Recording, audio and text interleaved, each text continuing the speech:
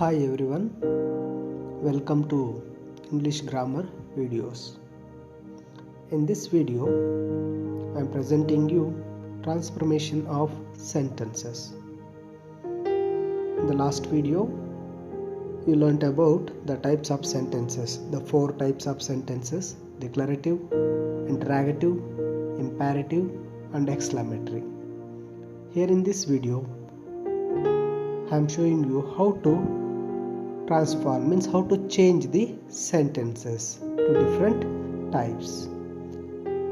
ನಿಮಗೆ already types of ಸೆಂಟೆನ್ಸ್ನ ಬಗ್ಗೆ video ಮಾಡಿ ಕಳಿಸಿದ್ದೇನೆ, ನೀವು ನೋಡಿದ್ದೀರಾ. ಆ 4 ಟೈಪ್ ಸೆಂಟೆನ್ಸ್ಗಳಲ್ಲಿ ಈಗ how to change the sentences ಆ ಬಗ್ಗೆ ಈ ವಿಡಿಯೋವನ್ನು ಮಾಡ್ತಾ ಇದ್ದೇನೆ. Here 4 types of sentences: declarative, interrogative, imperative, exclamatory. Declarative means statements, opinions and facts. ಸಾಮಾನ್ಯವಾಗಿ ನಾವು ಹೇಳ್ತಕ್ಕಂಥ ಒಂದು ಹೇಳಿಕೆಗಳನ್ನು ಡಿಕ್ಲರೇಟಿವ್ ಅಂತ ಕರಿತೇವೆ. ಇಂಟರಾಗೇಟಿವ್ ಪ್ರಶ್ನೆಗಳು. there are 2 types in interrogative: information questions and confirmation questions. Information means WH ಪದದಿಂದ ಸ್ಟಾರ್ಟ್ ಆಗ್ತಕ್ಕಂಥ questions. what is your name, where are you going, how are you. ಮತ್ತೆ ಕನ್ಫರ್ಮೇಷನ್ ಕ್ವಶನ್ಸ್ ಹೆಲ್ಪಿಂಗ್ ವರ್ಬಿಂದ start ಆಗುತ್ತೆ. Are you busy, is he boy, do you know me, did you ate your lunch, ಈ ರೀತಿಯಾಗಿರ್ತಕ್ಕಂಥ ಪ್ರಶ್ನೆಗಳು. Imperative means orders, commands and requests. ಆಜ್ಞೆಗಳು ಅಥವಾ ರಿಕ್ವೆಸ್ಟ್ಗಳನ್ನು imperative ಅಂತ ಕರಿತೇವೆ. Exclamatory, sudden burst of our emotions and feelings, ಆಶ್ಚರ್ಯ ಸೂಚಕ ವಾಕ್ಯಗಳು. ಈಗ ಈ ವಿಡಿಯೋದಲ್ಲಿ ನಾವು how to change the declarative sentences, especially from positive to negative. See, positive affirmative ಧನಾತ್ಮಕ ವಾಕ್ಯಗಳು, ನೆಗೆಟಿವ್ ಋಣಾತ್ಮಕ ವಾಕ್ಯಗಳು. Already you know the structure of sentence: subject, verb and object. Here is the structure to change positive sentence to negative. Positive ವಾಕ್ಯಗಳು, ಧನಾತ್ಮಕ ವಾಕ್ಯಗಳು negative ವಾಕ್ಯಗಳನ್ನಾಗಿ ಮಾಡಲು ಇಲ್ಲಿ ಒಂದು ಸ್ಟ್ರಕ್ಚರನ್ನು ಕೊಟ್ಟಿದ್ದೇವೆ. ಸಬ್ಜೆಕ್ಟ್, ಮೊದಲನೇದಾಗಿ ಸಬ್ಜೆಕ್ಟನ್ನು ತಗೋಬೇಕು, ಆನಂತರ ಹೆಲ್ಪಿಂಗ್ ವರ್ಬ್ ಇರಬೇಕು. ಅದಕ್ಕೆ ನಾಟ್, ರೆಡ್ ಕಲರಲ್ಲಿ ನಾಟ್ ಅಂತ ಇದೆ, ಅಂದರೆ ಧನಾತ್ಮಕ ವಾಕ್ಯ ಪಾಸಿಟಿವ್ ಸೆಂಟೆನ್ಸಸ್ಸಲ್ಲಿ ದೇರ್ ಇಸ್ ನೋ ನಾಟ್ ಇರೋದಿಲ್ಲ. ನಾವು ಅದನ್ನು ನಾಟನ್ನು ಸೇರಿಸಬೇಕಾದ್ರೆ ಹೆಲ್ಪಿಂಗ್ ವರ್ಬ್ ಪಕ್ಕದಲ್ಲಿ ನಾಟನ್ನು ಸೇರಿಸ್ತೀವಿ. ನೆಕ್ಸ್ಟ್ ವರ್ಬನ್ನು ಬರಿತೇವೆ. Remaining part of the sentence, ಉಳಿದಿರ್ತಕ್ಕಂಥ ವಾಕ್ಯವನ್ನಲ್ಲಿ ಬರಿತಾ ಹೋಗ್ತೇವೆ. Now let see the examples. You will get what is the transformation of sentence from positive to negative. Here is I am a good bye.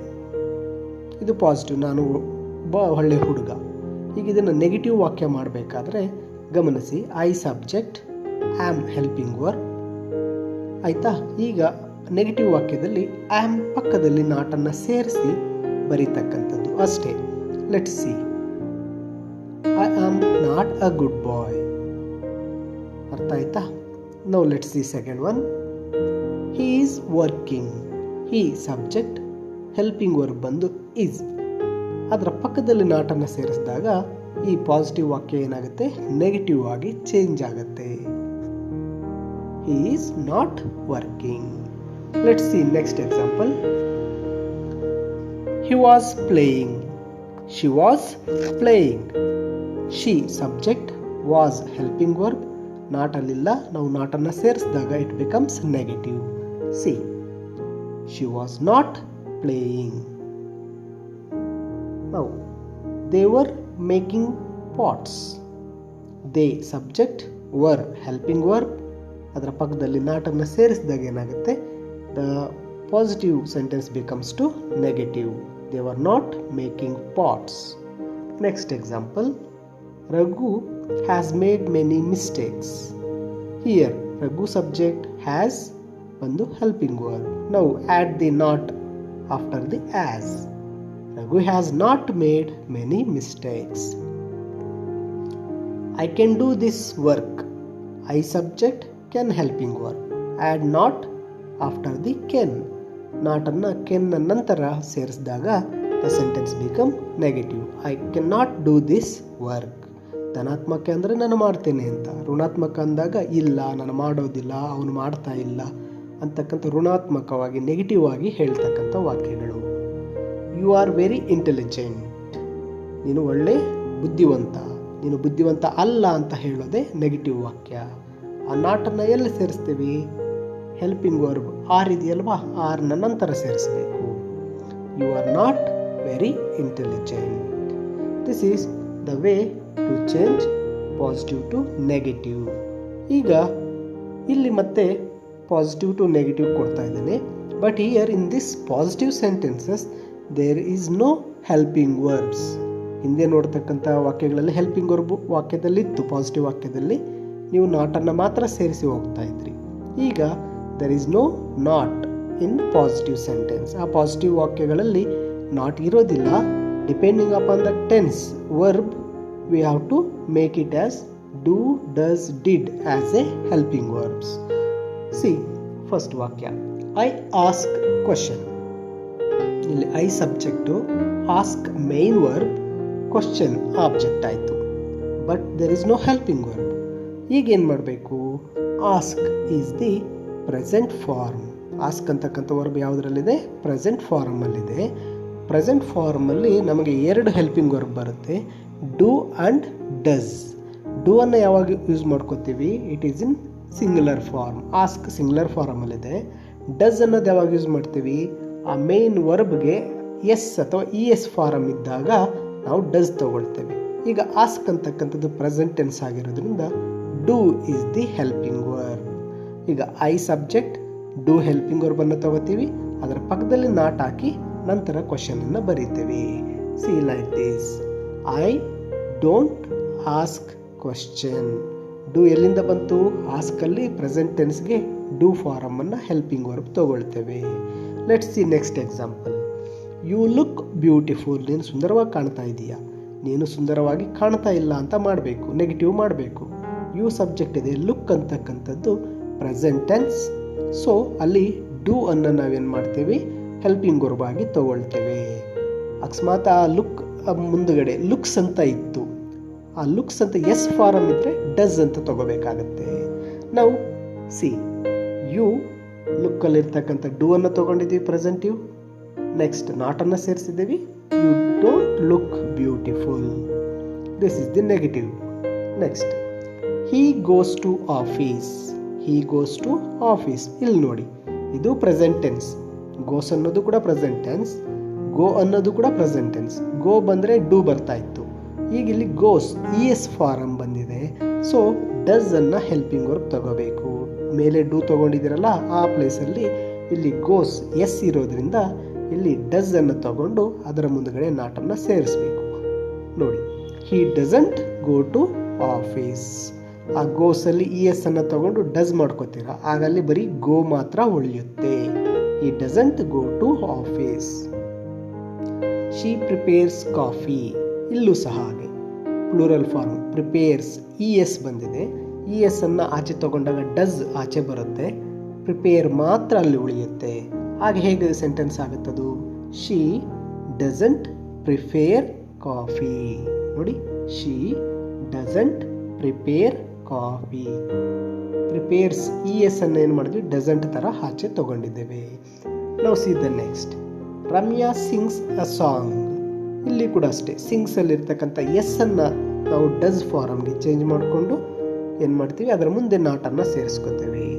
Ramya doesn't sing a song. ನಾವು come to past tense sentence. We played the chess. ಇಲ್ಲಿ played past tense ಇದೆ, verb to, E D form ಇದೆ. ಆ E ಡಿಯನ್ನು ನಾವೇನು ಮಾಡಬೇಕು? Did ಅಂತ past tense helping verb did ತಗೊಂಡು ಪ್ಲೇ ಮಾತ್ರ ಉಳಿಸ್ಕೋಬೇಕಾಗತ್ತೆ. ಸಬ್ಜೆಕ್ಟ್ ವಿ, ದೆನ್ ಇ ಡಿಯನ್ನು ತಗೊಂಡು ಡಿಡ್ ಮಾಡ್ಕೋತೀವಿ, ಆಗ ಪ್ಲೇ ಮಾತ್ರ ಉಳಿಯುತ್ತೆ. We did not play the chess. See, we did not play the chess ಅಥವಾ we didn't play the chess. Next, I made cake. ಇಲ್ಲೂ ಸಹ ಹಾಗೆ ಮೇಡಲ್ಲಿರ್ತಕ್ಕಂತಹ ಪಾಸ್ಟ್ ಟೆನ್ಸಲ್ಲಿ ಡಿಡನ್ನು ಹೆಲ್ಪಿಂಗ್ ವರ್ಬ್ ತಗೊಂಡು ಏನು ಮಾಡ್ತೀವಿ, ನಾಟನ್ನು ಸೇರಿಸ್ತೇವೆ.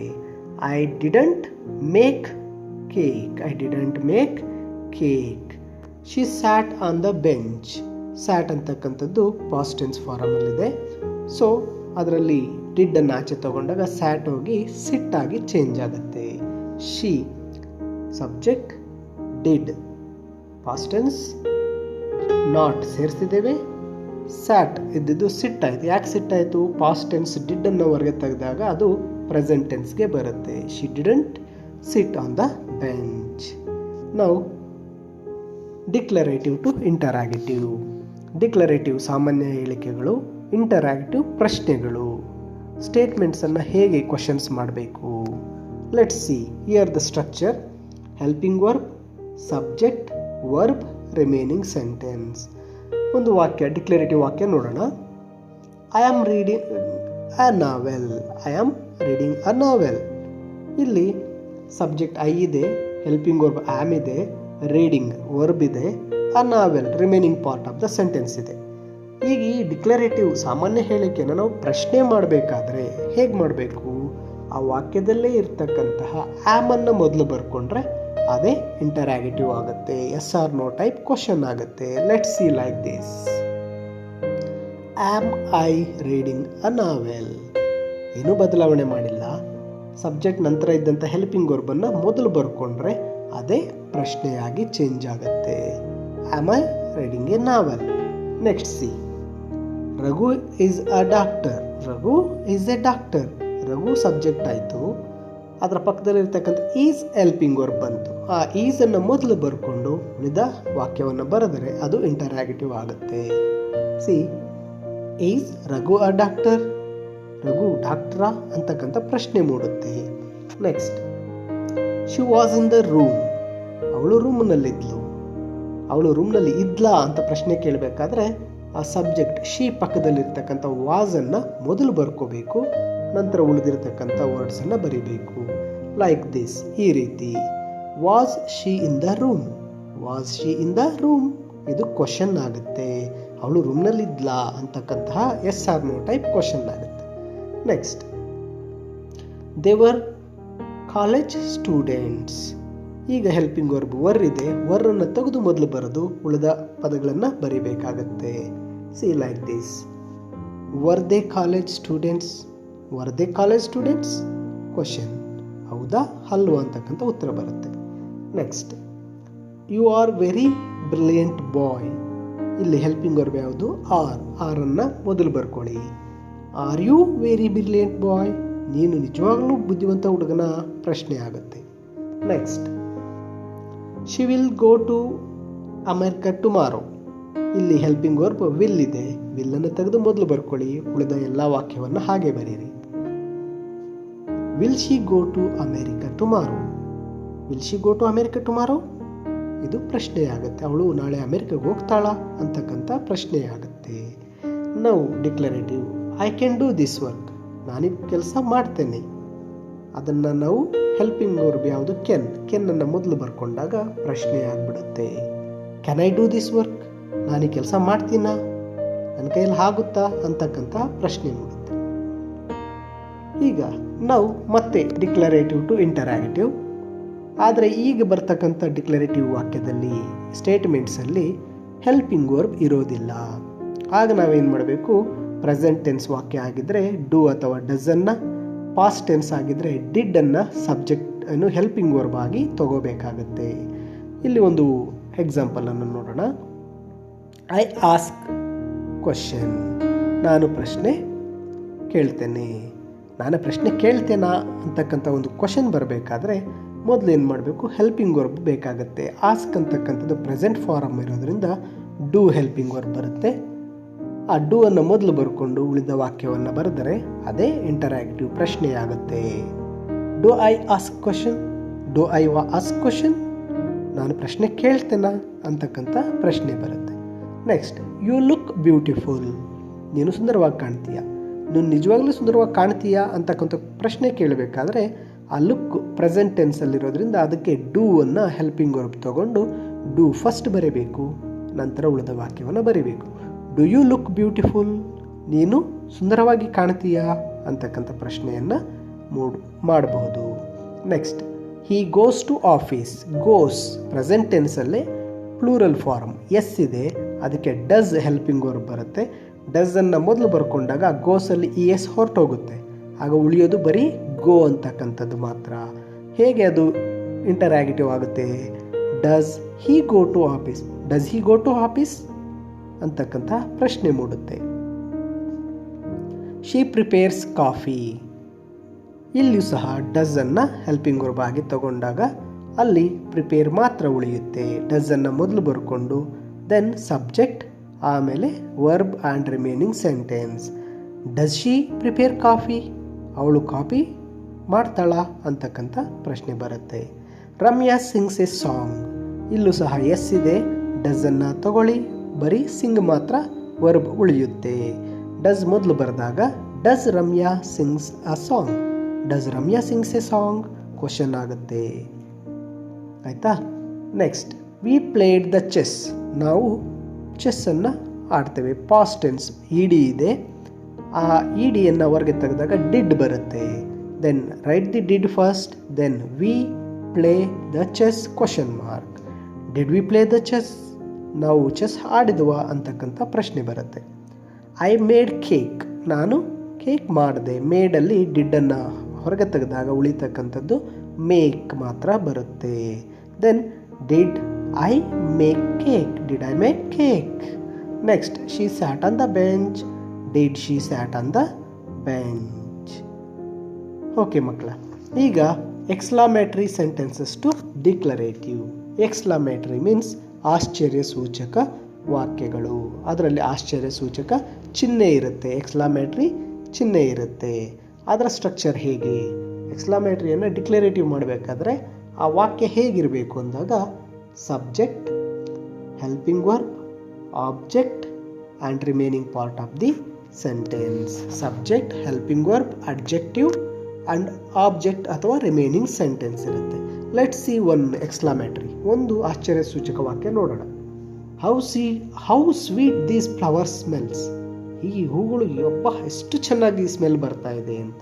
ಇಲ್ಲಿ ಸಬ್ಜೆಕ್ಟ್ ಯಾವುದಪ್ಪ ಅಂದರೆ ದೀಸ್ ಫ್ಲವರ್ಸ್, ಯಾಕಂದರೆ ನಾವು ಹೂಗಳ ಬಗ್ಗೆ ಮಾತಾಡ್ತಾ ಇದ್ದೀವಿ, ಅದೇ ಸಬ್ಜೆಕ್ಟ್ ಆಗುತ್ತೆ. ಮೊದಲು ದೀಸ್ ಫ್ಲವರ್ಸ್ ಅನ್ನೋದನ್ನ ಬರಿಬೇಕು. ಹೆಲ್ಪಿಂಗ್ ವರ್ಬ್ ಯಾವುದಿದೆ ಇಲ್ಲಿ ನೋಡಿ. ಈಗ these flowers smell, helping verb ಇಲ್ಲ, ಆಗ ಬರೆಯೋ ಅವಶ್ಯಕತೆ ಇಲ್ಲ. ಸ್ಮೆಲ್ ಅಂತಕ್ಕಂಥದ್ದೇನು? Adjective. Then remaining sentence very sweet, these flowers smells very sweet ಅಂತಕ್ಕಂಥದ್ದು ಏನಾಗುತ್ತೆ? ಒಂದು ಡಿಕ್ಲರೇಟಿವ್ ವಾಕ್ಯ ಆಗುತ್ತೆ. Now how intelligent Sahana is, how intelligent Sahana is, ಅಲ್ಲಿ ಎಕ್ಸ್ಕ್ಲಾಮೇಟರಿ ವಾಕ್ಯ. ಈಗ ಇದನ್ನು ಡಿಕ್ಲರೇಟಿವ್ ಮಾಡಬೇಕಾದ್ರೆ ಮೊದಲು ಸಬ್ಜೆಕ್ಟ್ ಸಹನಾ ಬರ್ಕೋಬೇಕು, next helping verb is, next how intelligent, how ಅಂತಕ್ಕಂಥ ಒಂದು ಪದವನ್ನು ಬಿಡಬೇಕಾಗುತ್ತೆ, ಅದು ಕ್ವಶನ್. ಅದೇ ನಮಗೆ ಎಕ್ಸ್ಕ್ಲಾಮೇಟರಿ ಆಶ್ಚರ್ಯವನ್ನು ಕ್ರಿಯೇಟ್ ಮಾಡ್ತಾ ಇರೋದು. ಅಬ್ಬಾ ಹೇಗೆ ಅಂತಕ್ಕಂಥ ಒಂದು ಹೌ ಅನ್ನು ಬಿಟ್ಟು ಇಂಟೆಲಿಜೆಂಟ್ಗೆ ನೀವು ಅಡ್ಜೆಕ್ಟಿವ್ ಗುಣವನ್ನು ಇನ್ನು ಸ್ವಲ್ಪ ಜಾಸ್ತಿ ಮಾಡಿ. ಆಯಿತಾ? Sahana is very intelligent, Sahana is very intelligent. Next ವಾಕ್ಯ, ಹೌ ಒಬಿಡಿಯಂಟ್ ಹಿ ಈಸ್, ಇಲ್ಲೂ ಸಹ subject he, helping verb is, ಹೌವನ್ನು ಬಿಡ್ತೀರಾ.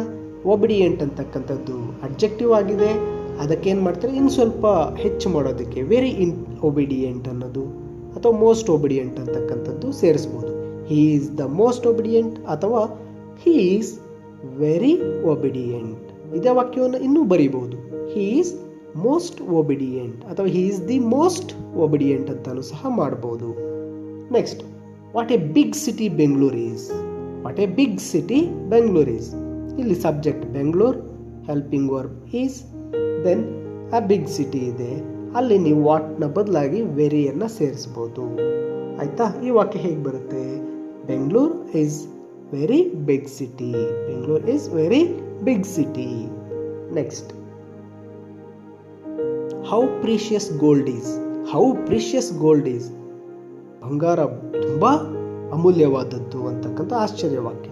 ಈಗ ಇಲ್ಲಿ ಸಬ್ಜೆಕ್ಟ್ ಗೋಲ್ಡ್ ಇದೆ, ಹೆಲ್ಪಿಂಗ್ ವರ್ಬ್ ಈಸ್ ಇದೆ, ಪ್ರೀಶಿಯಸ್ ಅಡ್ಜೆಕ್ಟಿವ್ ಇದೆ. ಅಡ್ಜೆಕ್ಟಿವನ್ನು ಇನ್ನು ಸ್ವಲ್ಪ ಹೆಚ್ಚಾಗಿ ಮಾಡೋದಕ್ಕೆ ವೆರಿ ಅಥವಾ ದ ಮೋಸ್ಟ್, ದ ಸೇರಿಸಿ ಅಥವಾ ಸೂಪರ್ಲೇಟಿವ್ ಡಿಗ್ರಿಯಲ್ಲಿ ಸಹ ಹೇಳ್ಬೋದು. ನೋಡಿ, the gold is most precious. Gold is very precious ಹೇಳ್ಬೋದು. The gold is the most precious ಅಂತಲೂ ಹೇಳ್ಬೋದು. What a pleasant surprise it was. ಇದು ಆಶ್ಚರ್ಯ ಸೂಚಕ. ಇದನ್ನು ನಾವು ಸಾಮಾನ್ಯ ಹೇಳಿಕೆಗೆ ಮಾಡಬೇಕಾದ್ರೆ ಇಟ್ ಸಬ್ಜೆಕ್ಟ್ ಬರ್ಕೊಡ್ತೀರಾ, helping verb was. What it was a pleasant surprise. It was a pleasant surprise ಅಥವಾ it was a very pleasant surprise, ಹೇಗೆ ಬೇಕಾದರೂ ಮಾಡ್ಬೋದು. Next, what a strange experience it was. What a strange experience it was. ಅದೊಂಥರ ಕೆಟ್ಟ ಅನುಭವ ಅಥವಾ ಅದೊಂಥರ ಅನುಭವಕ್ಕೆ ಹೊಸದಿತ್ತು ಅಂತಕ್ಕಂಥದ್ದು. ಇದನ್ನು ಮಾಡಬೇಕಾದ್ರೆ ಹಿಟ್ ಸಬ್ಜೆಕ್ಟ್ ಇದೆ, ಹೆಲ್ಪಿಂಗ್ ವರ್ಬ್ ವಾಸ್ ಇದೆ. ಎ ಸ್ಟ್ರೇಂಜ್ ಎಕ್ಸ್ಪೀರಿಯನ್ಸನ್ನು ನೀವು ವೆರಿ ಸ್ಟ್ರೇಂಜ್ ಎಕ್ಸ್ಪೀರಿಯನ್ಸ್ ಮಾಡ್ಬೋದು ಅಥವಾ ದ ಮೋಸ್ಟ್ ಸ್ಟ್ರೇಂಜ್ ಎಕ್ಸ್ಪೀರಿಯನ್ಸ್ ಅಂತಾದರೂ ಮಾಡ್ಬೋದು. It was very strange experience. It was very strange experience. Let us see next.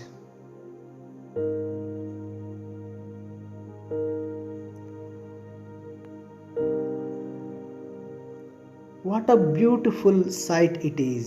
What a beautiful sight it is. ಹೀಗಿದನ್ನು it is a most beautiful sight ಅಥವಾ it is the most beautiful sight ಅಥವಾ it is very beautiful sight. Very ಬರೋದಿಲ್ಲ ಇಲ್ಲಿ, the most beautiful sight ಅಂತಕ್ಕಂಥದ್ದು. then how clean the place is. ಈ ಸ್ಥಳ ತುಂಬ clean ಆಗಿದೆ ಅಂತಕ್ಕಂಥದ್ದು. ಇಲ್ಲೂ ಸಹ ಅಷ್ಟೇ, the place is very clean. and next one, what a happy day this is. then ಇದನ್ನು ಹೇಗೆ ಮಾಡ್ತೀರಾ? this is very happy day. this is very happy day. see, this is the way to transformation of sentences from one type to another. This is the basic what I am going to giving you in this video. Thank you children for watching.